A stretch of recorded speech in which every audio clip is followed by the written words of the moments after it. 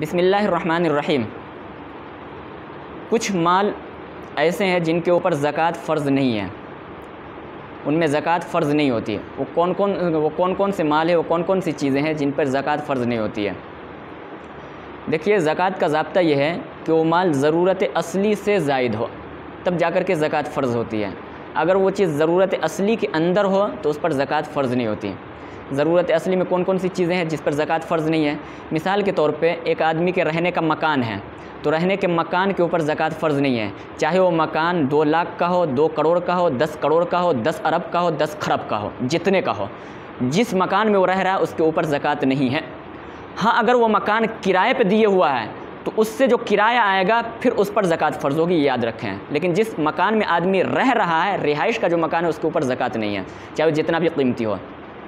Number 2, इस्तेमाल के जो कपड़े हैं, चादर है, फ़र्श वगैरह घर के अंदर, चाहे वो कपड़ा को इस्तेमाल कर रहा हो या इस्तेमाल ना कर रहा हो, घर में रखा हो, कभी कभी इस्तेमाल होता हो, तो इस्तेमाली जो कपड़े हैं, जैसे औरतों के पास आम तौर पे क्या कहते हैं, बहुत सारे कपड़े बक्सा के अंदर रखा हुआ होता है, कई कई जोड़े रखे होते हैं, तो उसके ऊपर ज़कात नहीं है, चाहे वो महंगे हो, सस्ते हो, जितना भी हो, तो इस्तेमाली कपड़े के ऊपर ज़कात नहीं है।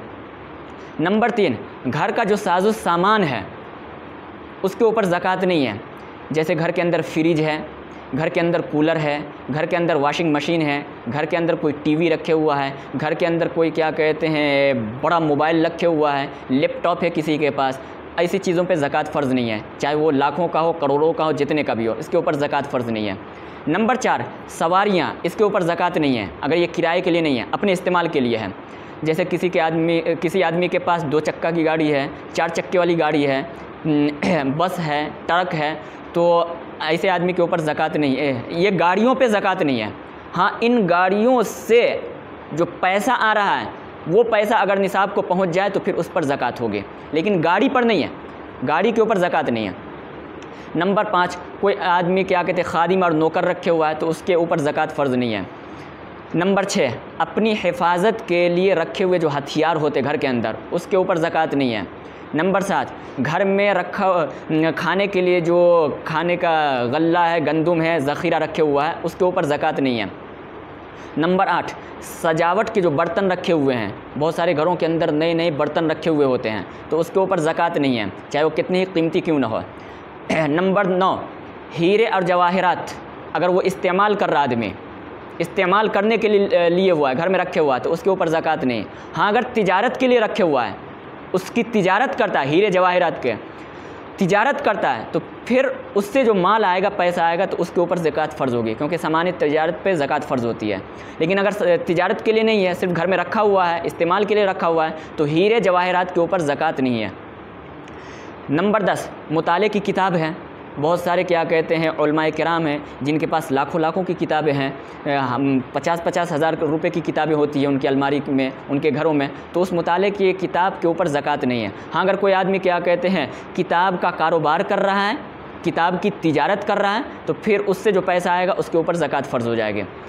नंबर 11, जो लोग काम करते हैं, तो काम करने वालों की जो मशीनें होती हैं, जो औज़ार होते हैं, उसके ऊपर ज़कात नहीं है। जैसे कारखाना वगैरह है, फैक्ट्री वगैरह है, किराए पर चलने वाले क्या कहते हैं मशीन है, किराए पर चलने वाली बस है, इसके ऊपर ज़कात नहीं है। किसी आदमी के पास ट्रक है, कोई क्या कहते हैं खेती करने वाला है जो अपने पास ट्रैक्टर रखे हुआ है, तो उस ट्रैक्टर के ऊपर क्या कहते हैं ज़कात नहीं है, ट्रक के ऊपर ज़कात नहीं है, बस के ऊपर ज़कात नहीं है। हाँ, अगर इससे वो आमदनी कमाता है, इससे तिजारत करता है, कारोबार करता है, जैसे बहुत सारे लोग गाड़ियाँ रखे होते हैं, 4 चक्का, बुलोरो वगैरह, और वो क्या कहते हैं उसका किराया खाते हैं, उसकी आमदनी खाते हैं, तो उस गाड़ी के ऊपर तो ज़कात नहीं है, लेकिन उस गाड़ी से जो पैसा आ रहा है, इनकम आ रहा है, उसके ऊपर ज़कात होगी अगर वो निसाब को पहुंच जाए तब। तो ये वो चीज़ें थी जिनके ऊपर ज़कात नहीं है। अल्लाह ताला से दुआ है कि अल्लाह ताला हमें बात समझने की तौफ़ीक़ नसीब फ़रमाए। वमा अलैना इल्लल बलाग़।